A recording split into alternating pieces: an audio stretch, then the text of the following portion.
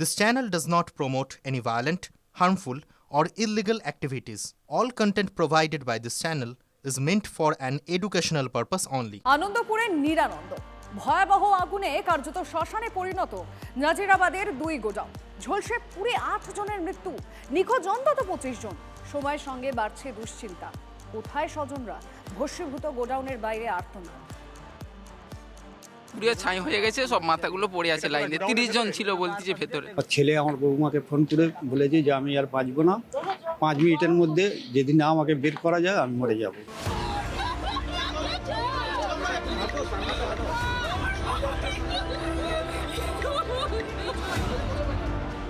আগুন,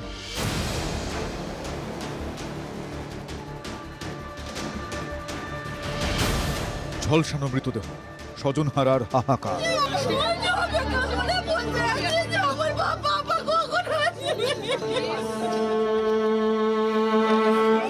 আবারও কলকাতায় যৌতুকপুর ফিরল Stephen court new Koilaghat building এর স্মৃতি।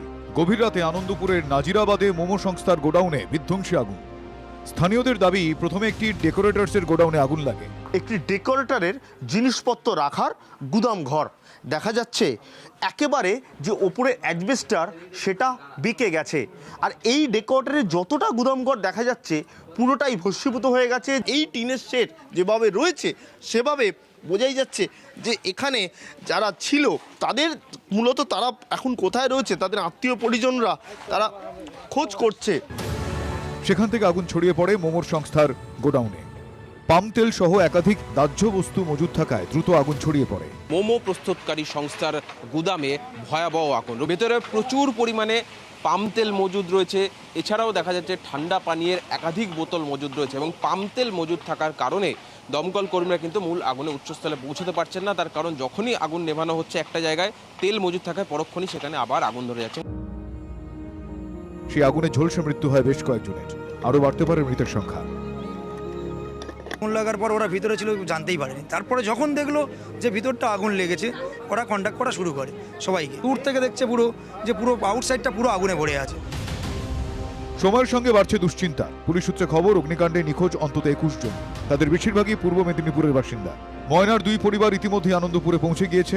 নন্দকুমারের বাসিন্দা সন্দীপ মাইতি কারখানার ঠিকাদার, খোঁজ মিলছে না তাঁরও। পাচ্ছি না, খুঁজে পাওয়া যাচ্ছে না। কি নাম ভাইয়ের? পঙ্কজ হালদার। ময়নাতে 4 জন কাজ করতে, ওরা বাড়ি গেছে ওই আগুন লাগার পরেই বাড়ি চলে গেছে। তারা হাসপাতালে ভর্তি ছিল, তাদেরকে ছেড়ে দিয়েছে। আমার সম্বন্ধীর আরও 3 জন বন্ধু, আমার নিজের জেঠু ছেলে, দাদা এখানে ছিল। সম্বন্ধীকে লাগাইছি সুইচ অফ, তারপরে দাদা আসছে, দাদাকে লাগাইছি সুইচ অফ, তারপরে খড় পেলাম অনেকটাই পাওয়া যায়।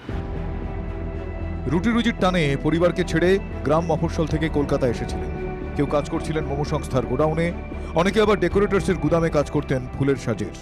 কিন্তু আনন্দপুরে আজ আনন্দ আর নেই।